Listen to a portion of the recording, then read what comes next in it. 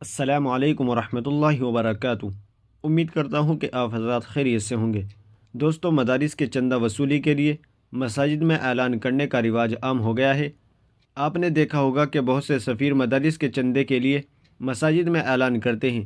کیا اس طرح سے مساجد میں چندے کا اعلان کرنا جائز ہے یا نہیں؟ تو چلیے اس کی جانکاری کے لیے میں آپ حضرات کے سامنے دارالعلوم دیوبند کا فتویٰ پیش کر رہا ہوں۔ آپ سے گزارش ہے کہ ویڈیو کو توجہ سے سنیے گا اور دوسروں کو شیئر بھی کر دیجیے گا تاکہ ان تک بھی یہ فتویٰ پہنچ جائے۔ تو چلیے فتویٰ دیکھ لیتے ہیں۔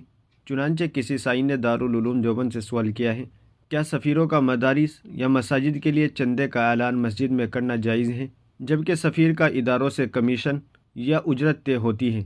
کیا مذکورہ شرائط طے ہونے کے بعد چندے کے لیے مسجد کا استعمال جائز ہے یا نہیں؟ تو چلیے دیکھتے ہیں دارالعلوم دیوبند نے اس کا کیا جواب دیا ہے۔ بسم اللہ الرحمن الرحیم۔ مساجد اور مدارس وغیرہ کی ضروریات کے لیے مسجد میں چندے کا اعلان کرنا جائز و درست ہے۔ فتاویٰ دارالعلوم دیوبند۔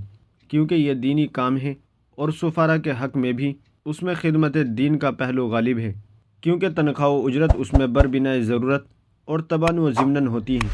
ہاں، البتہ اس کا خیال رکھا جائے کہ اعلان کی وجہ سے نمازیوں کی نماز میں کوئی خلل یا انہیں کوئی اذیت وغیرہ نہ ہو۔ واللہ تعالی علم۔ دارالفتہ دارالعلوم دیوبند۔ ناظرین، امید ہے کہ مسئلہ آپ کی سمجھ میں آ گیا ہوگا۔